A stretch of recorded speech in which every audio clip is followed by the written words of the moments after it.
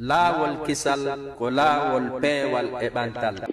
Na musidɓe julɓe tedduɓe haray andirɗen noon haray ko ɗo yewtere nden woni hattude inchallahu haray kala marɗo ko lanndo ɗon no wawi waɗude étoile 61 ko ɗum woni star 61 e usaji jabana en ɗo ɓeɗo wokko Allah subahanahu wa taala o newinani ɓe inchallah e haray woɓɓe no neli ɗo fi landal usaji mi adora ngal ɗon taw haray ɓeɗo wo ko ɓeɗo ko ɓe wonno pay kum kono hara ɓe helli fama ɗon andi woɓɓe helli fete 11 ans 12 ans ni hara ko jiwo haray noon on waati ɗon jaaja makko addimo ga leyɗe ga donc haray noon o hoorano ɗum ɗon joni noon jaaja makko innimo ɓayi harimo fanɗi hay so yoɓitali kono joni ko woni jentade bayanaji ɗin kon haray mo andutude ɗum ɗon chaque fois wo ko honno duwa gerdude ɗum ɗon wallahu alam ngal landal ɗo ngal ari laabeji tati laabeji nayyi ngal jaabama kadi e jaabayeji kadi sertuɗi kadi mi ƴetta jaabayoji ɗiɗi e nder karamakoɓe ɓurɓe lantowde alluwal ko jaabi karamakoɓe goɓe inni si tawi joni hara fewno on say waliyu makko ɓe wondunoɓe ɓenɗon yamirano mo haray horugol ngol hande kadi haray kala bakkato ko woni e muɗum haray ko ɓenɗon woni ko fawti haray hayso yoɓitari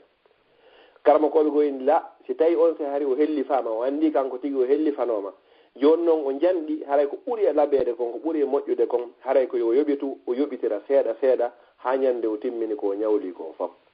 ko ɗiɗo haray jaabaji ɗiɗo ni ko ɓe jaabi haray miɗo tawta innuɓe ɓen haray yo yoɓitu hayso innade o hoore fof o jokkidira siko wonɗo wano a Europe ga o ndaara hay so tawi ko fewndo ko tawata ɗon hara ñallal ngal hino raɓɓiɗi o yoɓitira non seeɗa seeɗa ha ñande o timmini haray ko dewal o waɗi wallahu taala ala wa alam. Nam ɓe naatiɓe ɗo email mateteɓe Mariam Diallo assalamu aleykum. Nam assalamu aleykum warahmatullahi wabarakatuh. Ustaz assalamu aleykum. Waleykum salam tullahi. Ko ɗam mari o landal woɓɓe ni mi landanoɓe ɗo o ñawori fi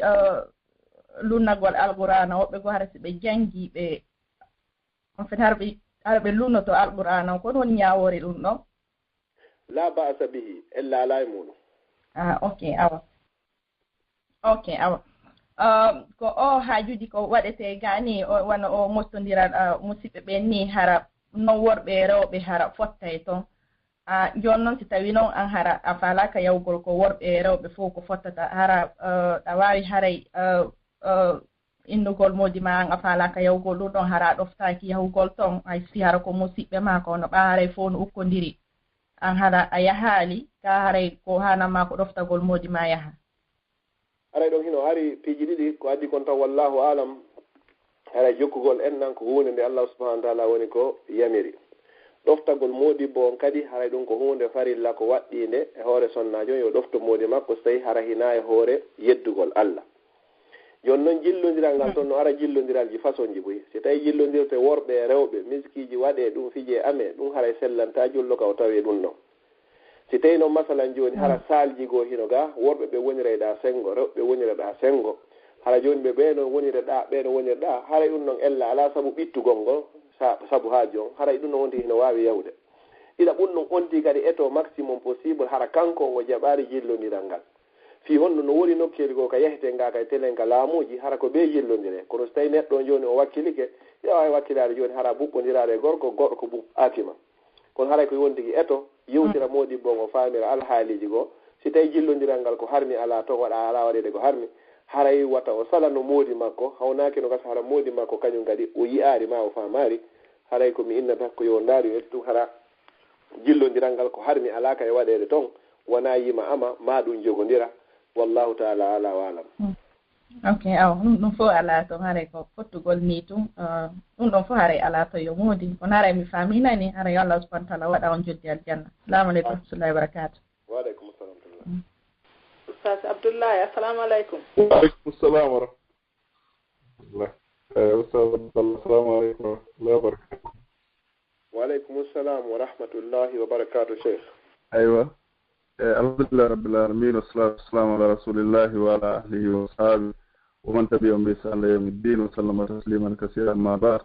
Assalamu aleykum wa rahmatullahi wa barakatuh Cheikh Abdallah. Waaleykum salam wa rahmatullahi wa barakatuh. alhamdulillah remen salmini on min weltanike on fota batte ɗima kuuji moɗon ɗo tikki Allah subhanahu wa ta'ala yalla won ɗo waɗa on ɗum ɗo ko mandake mo moƴƴo yawma la yanfa'u malu wala banun illa man atallaha bi qalbin salim waɗana yimɓe jentiɓe fof inchallah waɗana lawol kisal o fof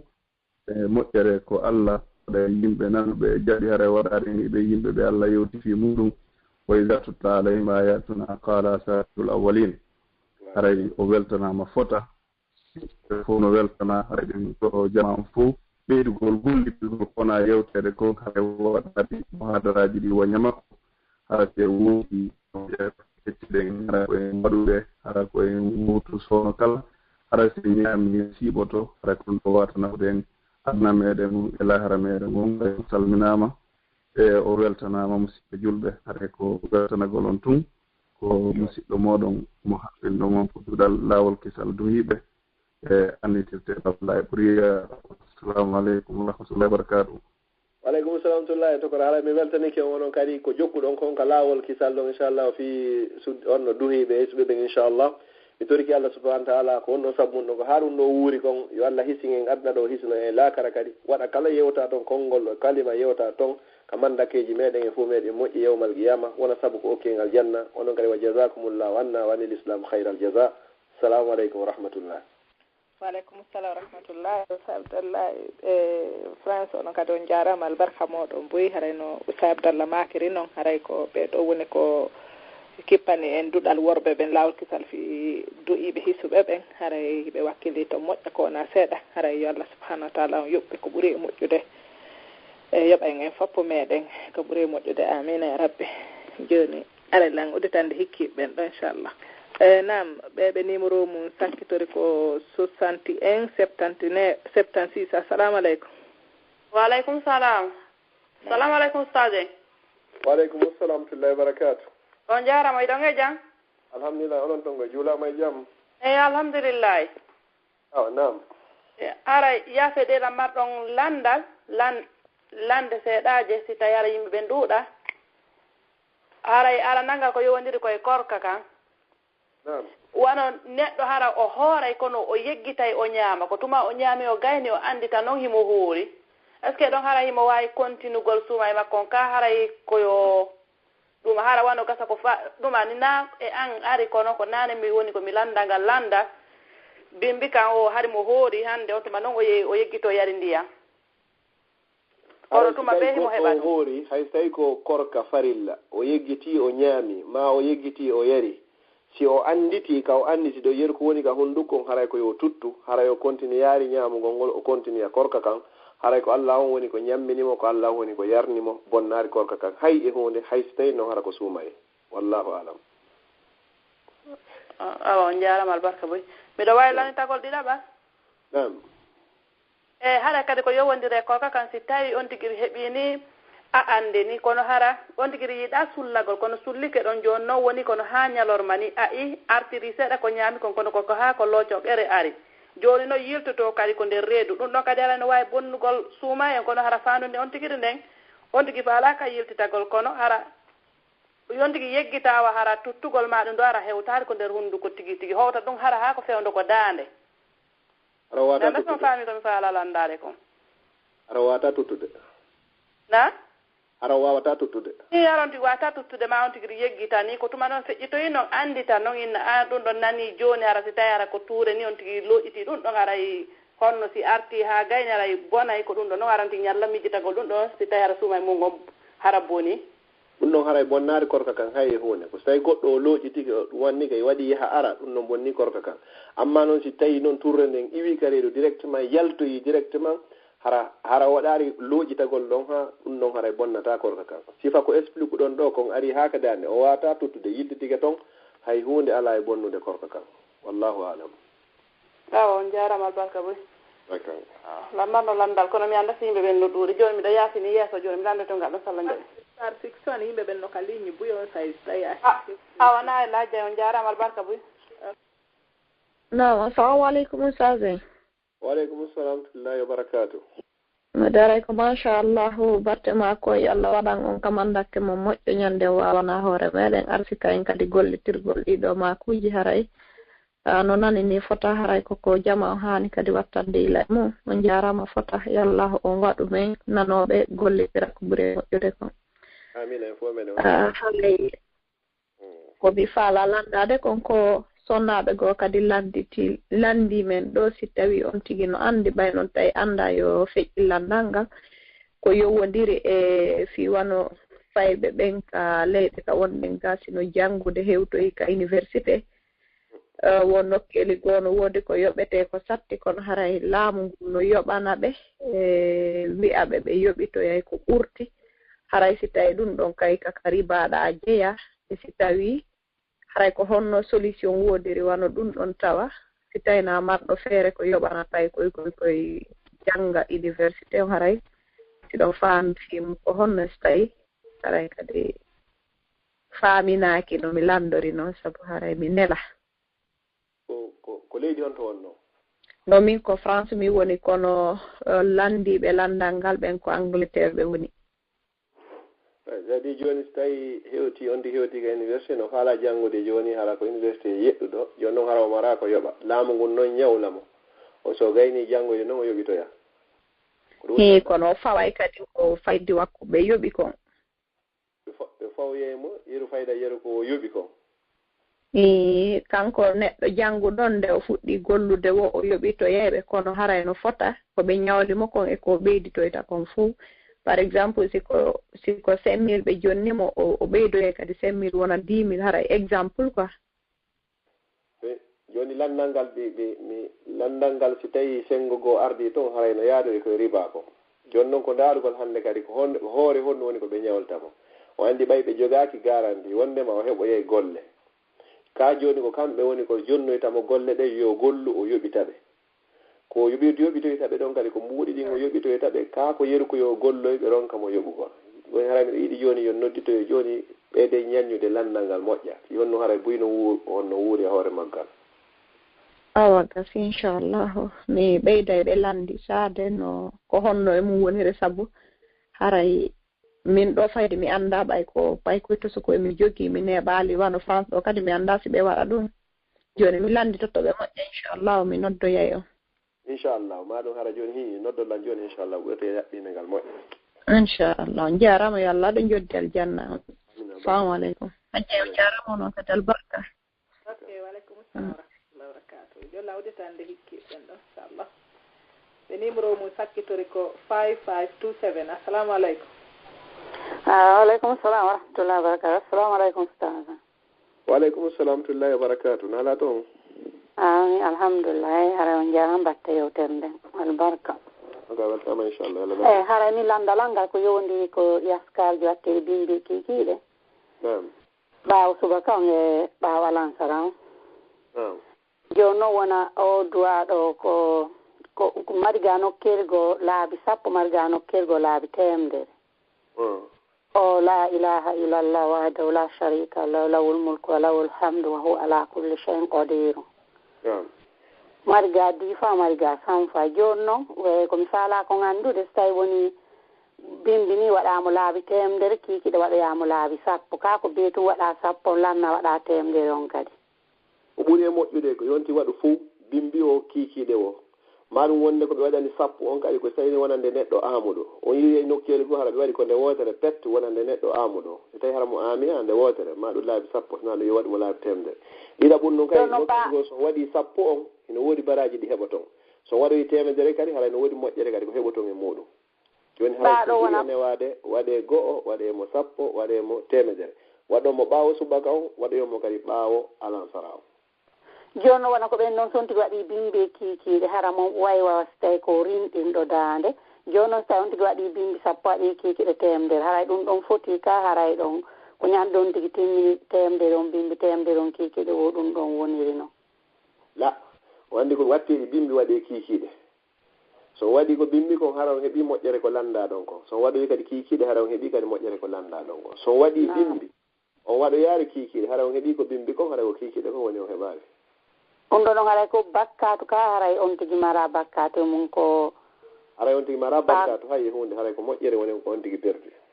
on jaram famini kal barka haray noon miɗo encourage jamma on fof waɗugol askar ji ɗin neɗɗo fof neɗɗo haray moy no jogori noon yiɓɓe ko noon o jogori kadi ayɓe haray askar ji ɗin haray hino danda bone ayɓe hono joni o kuyete jinna ñanne bone ndure fof si tawi a duumi e askar ji ɗin bimbi kiikiɗe Allah waɗa ɗi sabu ko danduma e piiji buy e bone ayɓe ma kadi haray na yon tigi fijirɗin noon so ndaari kadi askar ji ɗin fof haray mo ɓeeno mari toon moƴƴere ko oya kadi jogayi kadi ɗiɗo fof nelaaɗo sallallahu alih w sallam ko jannani en ɗiɗo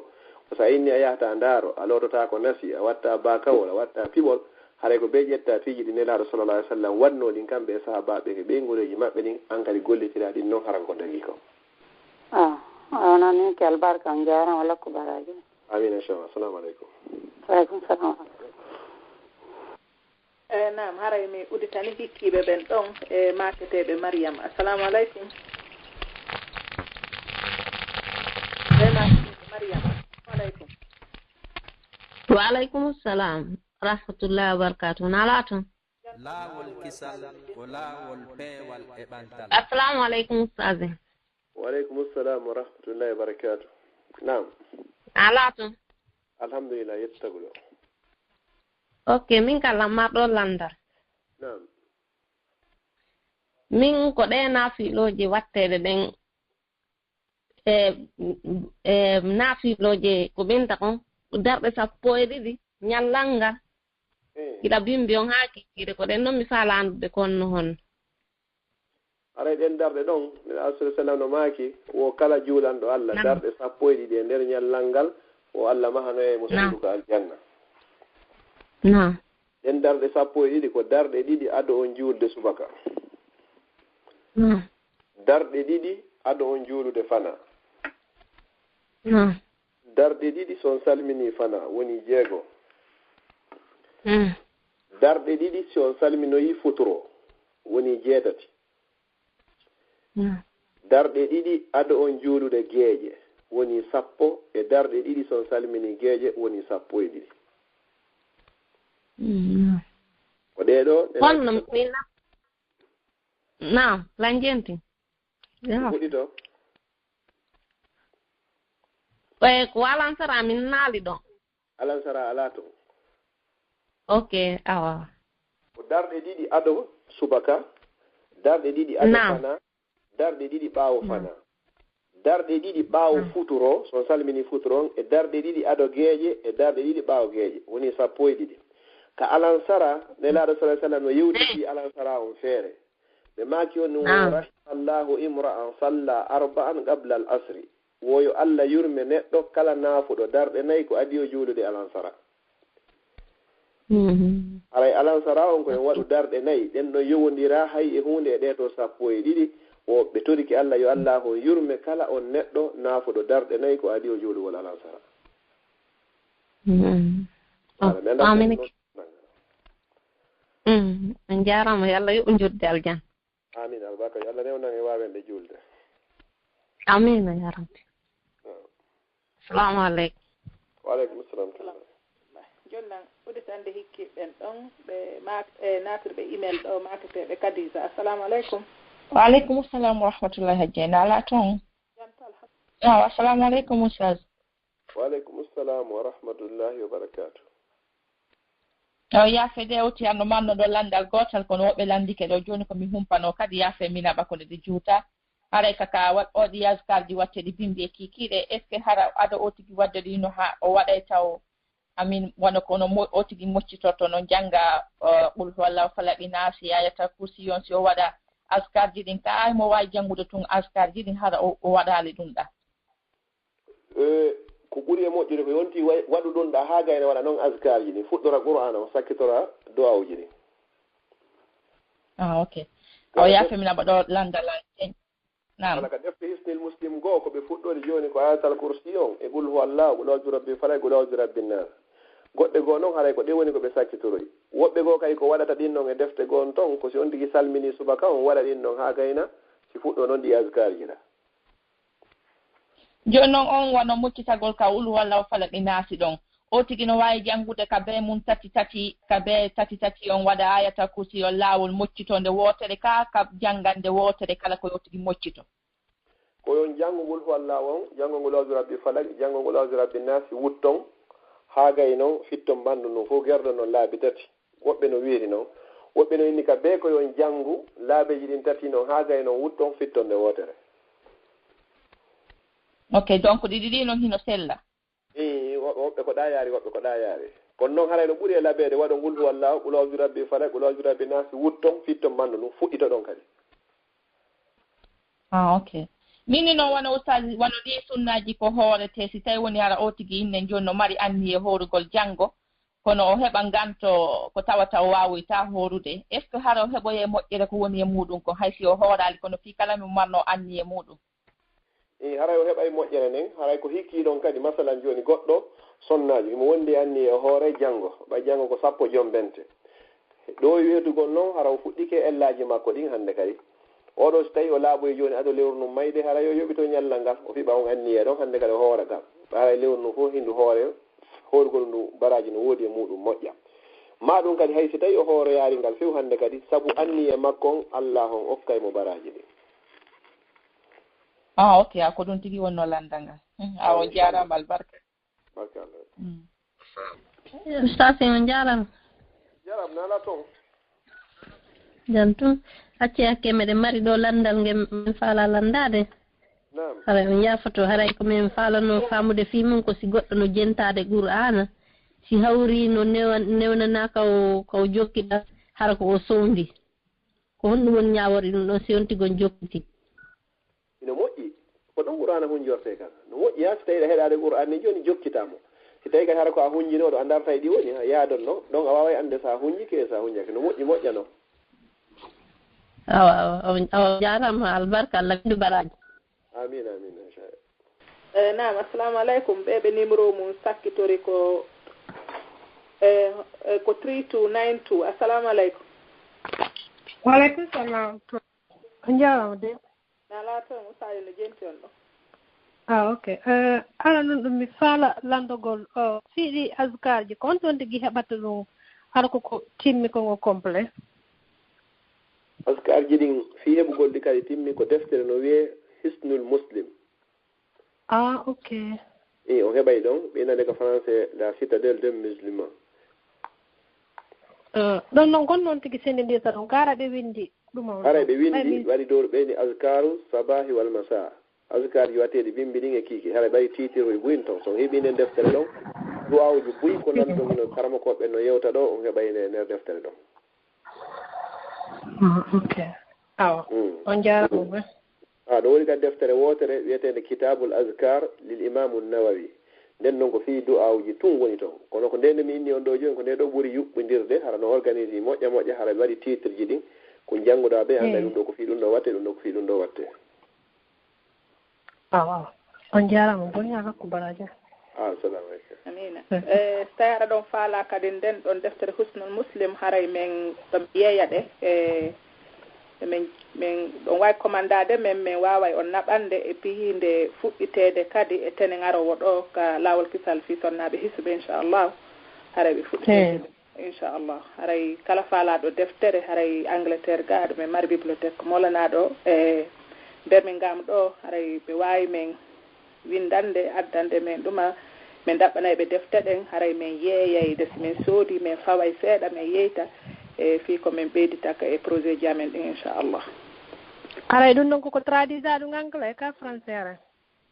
goɗɗo no woodi ara ko arabu tun goɗɗo no woodi ara no traduisa e anglais ga ko defte anglais ɗen ɓurete heɓade ga. Ok ɗon no moƴƴa on tigi joni contacté en sallah jaɓe inchallah. Assalamu aleykum. Waleykum salam wa rahmatullah. Na mara mi udditana oɗo nane mo mi udditanno ka o yalti o yalti yaw aw siɗa nande Aissa ɗa wawi wattude star 61 on nane inchallah mi udditana ɓeeɗo nam ɓe numéro mum sakkitori ko 7845 assalamu aleykum. Assalamu aleykum Hajja Ousmane. a jarama nanata janto alhamdulillah. awa ko landal mi mari ɗo nam ko fi o koko sonnaɓe fottata ni nokku gotum hara noon tappa noon oɗuma ko ɓennata jimbe ni ara wana par exemple ka réunion ji ni sappe noon jimbe ame ɗon noon ko ɗum ɗum mi falno sa sen si tawi ɓe wawi en laɓɓinande fi ɗum seeɗa. Naam, bismillahir rahmanir rahim, wallahu ta'ala ala wa alam. Wodi ko arabu ɓeyinta kon duffu on duf ɗon no nandita e kamen jimbe ni joni ma ko mawɓe meɗen ɓen har si goɗɗo jombama ni ɓe hippa e paaniwal ni ɓe tappa ɓe waɗa bara sonnaɓe goɗɗo yollo ɗon ama ɓe sawnodira ɗon hara ko hakkuneji maɓɓe tun haray karamokoɓen haray hiɓe inni si tawi hara ko sonnaɓen tun hara gorko goo to ɓadaki ɗon waɗugol ɗon duffu ɗon ñande tawata ko jombere sifa ɗin ɗon ɓe inni o haray ella ala e muɗum si honnunde ñande ko ñalande welo welo haray nela sallam no maaki yon sendidir hakkunde jombere kañumma e jatigi yaaga noon so tawi hara ko hakkunde sonnaɓen tun ɗum kadi hara wona ko tawata joni feƴƴitay ha lorra kawtal hara ko juste fi welo welo gonne ñande haray karamokoɓen no inni haray hino wawa dagade gandi ko jimbe mi anda so o jimbe toso koy ni harano udditi ley har jimbeji ɗin ko joni noon jimbe hoy koy andi jimbe ko waɗa kon ko fi ñama kala on waɗirana noonu tawi waɗino koye duffoy ɗon hukum fanɗi o hukum fanɗi si tawi hada fon tappugol ko gon ɗon hara ko hakkude sonnaɓe ɓen haray karamo koɓe goo no inni hino dagi kono ɗon haray ko foti ko ɗaɓɓugol paaniwal ngal ma goɗɗum ko tappete harana ko nandintinagol ɓay jimbe ka waɗete ton kon foppo haray hina nokku ka moƴƴi si tawi noon kulnon koko wona tappire ɗon ko fi welo welo hakkudeji maɓɓe ɗon tun hina fi fantingol ma bewre ma goɗɗum go haray ella ala e muɗum ka jarama boy e kadi ko jaabino goo landiɗo ɗo fi juulugol e on no sappo e ɗiɗiji ɗin ka ñallal mi anda o landino fi alansara innuɗon mo mi anda so innuɗon mo hara ɓaawo alansara a nelaɗo men haray ɓaawo alansara juulatake nafatake hay noon onti no wawi juulde darɗe nayyi addo futuro o nelaɗo no maaki yo Allah yurme kala neɗɗo juuluɗo darɗe nayyi ko adi o juulde alansara amma si goɗɗo salmini alansara on haray hanaka naafede ɗon goy was tawi on tigui salmini kadi subaka hanaka naafede ɗon ha tumani nangue ngen fuuɗi maɗum ha tumani nangue muti avant alansara on tigui kadi wawata juulude ɗon ko avant alansara on noon on tigui naafata darɗe nayyi ɗen on tigui naafa darɗe nayyi ɗen noon si juula alansara mi faami kono si naafariɗe ha juuli alansara on haray gasi haray laawi ke on jarama wi Allah heɓon ko ɓuuri moƴƴo salamu aleykum ok mi ɓodditande ɗo assalamu aleykum Aissa ɓe natirɓe email makteɓe Aissa assalamu aleykum lo hajjenda nandela assalamu aleykum aleykum assalam tullahi wa barakatuh awa ustade ko question mi mari ɗo ja min similan yaltude mi yalta e bimbi télé ma e 8h30 ha ndelan hewtoya ka golle ko e télé 10h donc entre 8h30 et 10h mi fala andude si tawi ko on tigi no wawi jangude ɗon alqur'ana par ce que ɓe inni wo ɓawo futuro on pardon ɓawo subaka on e ɓawo alansara on tous doit ka waɗede ɗum la na haray ɗon nano ɓawo alansara on woni a watta julde naafilo ok ko julde naafilo woni waɗatake mi on tino wawi jangude qur'an no wawi jantade inde Allah sen tu qur'an noon so on di juuli ɗon hino hunjo so wonande hunjotoɗo ko ɗillereji ɗon hunjete so on tigi salmini kadi futoro hara ko wonno ka juulirde habbotoɗo gueeje ɗon kadi a jangga qur'an moƴƴa noon a wawi naafude ɗon kadi ɗon fof hara non alamtara on par ce que ɗon kadi ko e 18h mi gaynata delan hotude ko entre 18h e ɗo e futuro on ɗon kadi miɗo wawi jangude ɗo wawi jangude on qur'an on kan leere be leere so tawi on tigi tun hino laaɓi haray hino wawi jangude qur'an on ko woni qur'an jangatake o ko nokku ko tawata hino suuɓi pet sina ɗum ko lutti ko ngal haalima on tigi woni ɗo no wawi jangude alqur'an o ala leere wiyaɗo o qur'an jangatake ok wiɗon lan hara on tigi no laaɓi donc si tawi mi laaɓa mi wawata ƴettugo kono ko ka téléphone a on te ɗum qur'an on woni no qur'an jangata nokku ka laaɓa na laaɓugol ngol ok o nangatake nokku ka laaɓa. Ok, awa gasi. C'est bon, awa on jarama buy Allah yoɓ on baraji ɗin. Amina. Allah waɗu janna firdaus. Amina fo men. Nambe numéro mum saktitore ko 03 53. Assalamu alaikum.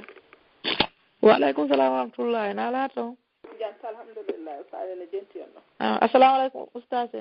Wa alaikum salam wa rahmatullahi wa barakatuh. Ya foɗon de ko honɗum woni alhaali o waɗo waskarji ɗin bimbi hara waɗata kikiɗe. haray on noon hay hunde fawakimo e bakkatu kono haray o woopi noon moƴƴere nden haray ko ɓuri laɓede ko ɓeyni ko askaru sabahi wal masa ko askarji watteɗi bimbi honno e kiikiɗe ko ɓuri laɓede ko si on ti waɗi bimbi waɗu kiikiɗe hay si tawi joni ko on ti leer mo waɗi o avant nangue ngue mutoyde yonti wakkilo waɗa ɗi hay so tawi wata e timminde kono yo waɗu ɗi wata accude few no wondi e nafoore moƴƴa moƴƴa awa o juulugol wallu ha on kadi ko wano ha e leere hobbo wallu ha on no wawi juulede ha lutta 30 minutes ɗo e leere juulugol fana woɓɓe karma koɓe gonini ha lutta leere goto ɗo juulugol fana jogande man ni joni 10 heures ha 11 heures on ndi juuli moƴƴa ɗo ma 9 heures on ha ɗon ella ala mum ɗo ha luttoya leere goto ma 30 minutes ɗo e fana o awa jarama albarka Allah ɗum joddi aljana Allah yoɓɓa hen fof ko ɓuuri moƴƴude amin assalamu aleykum wa aleykum assalam tullahi barakatu aray kon fala landade mo hoccini mbuuɗi aray ko honɗum hani wadde aray ko yeynituɗi ha joomum hetta si tawi haray no wawi newade kon ɗo woni ara ɗum ɗon ko hani kam si tawi noon on tigi yeyniti ha yitade joom muɗum haray ko yo anni yo ɗi sadaka wonande joom majji o anni o itta ɗi sadaka o jonna miskinɓe ɓen o fiɓa kala baraji ko heeɓi e nder muɗum haray yo Allah waɗu ka mandake joom majji ok wona noyne so ene hikkoɓe ɓen hella ka ɓan kenen ɓay ñande ɗimmo jam o hoccuno mbuuɗi ka ɗuma o landinan fimum ko mbaw tigi anda fimum aray kono noon o nattutunoɗi kadi o wallini ko hoccunoɗi ɗon si wawi hoccude joni haɗa hannde kadi yo sakkuɗi yo ittuɗi sadaka haɗa hannde kadi o jonna miskino ɓe si tawi hara ko julɗo jeyɗi yo Allah waɗanmo ka mandake so tawi hara hina julɗo yo Allah waɗu ɗi sabu ko fewni kanko joom majji ok awa jarama allo nam haray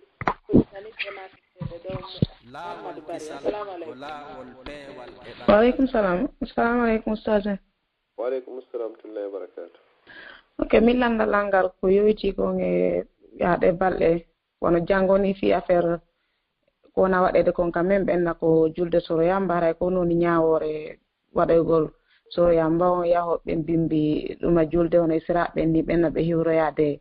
mawɓe wono jiwo niyara ɓenno marande ɓe lacciri ñaameteji ko wonara ko noon ñaawore mum ko islam haray ñaawore muɗum kal islam wallahu alam haray tabita hay hunde wondema sappo joom bende ko julde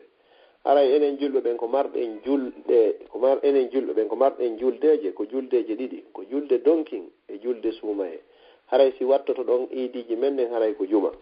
amma no ñande sappo joom bente ko yahete lootoye coñci kesi inne ko ndiyan kesan yahe ka esraɓe salmodire haray ɗum ɗon fof hay nokku ka tabiti bindi ala haray sella few ko hana waɗede kon fof janngo na piiji ɗiɗi na piiji tati na piiji nayyi ko horugol ngol pet woni sunna on ko yaade bindi ɗin kon horugol ñande sappo joom bente on kañum e ñande jeenayi on si feere heɓike si tawi heɓaki ɗum ɗon hay hunde ala ko watte toon wallahu alam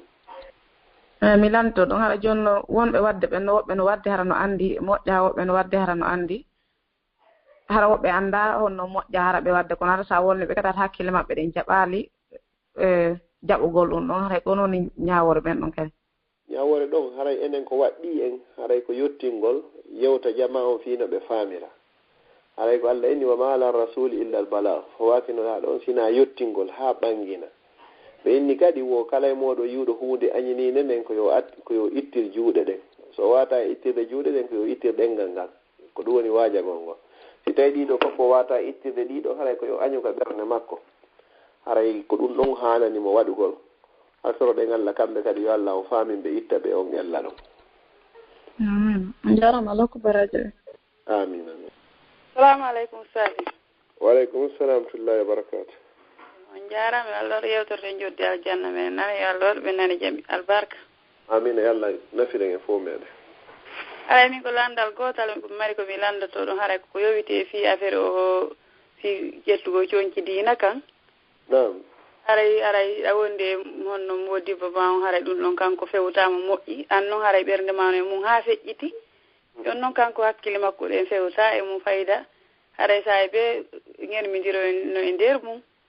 Yon non hara faala ka tan jaguma yon habu hinode ayente Allah kay no yabiro no wiya e cionci di jette. Hara non say wattida o hara wonti wiya sey ko yaaduma ndu yaata borno ko faala se a yiwtira baawon hara min on a wattuta ko sugar ndo jokkala. Andi hara non onti hara no maapi no baalutata wonde tun hara yaadata e modima. Hara ko no hara ko be santo onti fi mudum hara onti sagum hara sa wonde goddo hara nayon habbu hara sa be kon hara be Allah kan wiya hunde saguma kadi hara atimminay ko Allah wi'uma kon hara ko non champion ta Allah tan di hara ko wat mannago. Bismillahir rahmanir rahim. Wallahu ta'ala ala wa alam. Hara no wodi ton piiji gon ton hara ko haqqeji di gorko hertori. No wodi piiji gon ton hara ko haqqeji di Allah subhanahu wa ta'ala woni ko hertori. Hara jonnitugol modi bon haqqe makko non ko wajibe hoore debbo. Kono so tawi noon Allah wi'i goɗɗum modi bo wi goɗɗum haray ko Allah wi kon ɗoftete ko modi bo wi kon ɗoftatake ɓeni on ɗum laata atali mahluqin fi masiyatil khaliq hana goɗɗo ɗofto ko taga kon acca ɗon tagu ɗon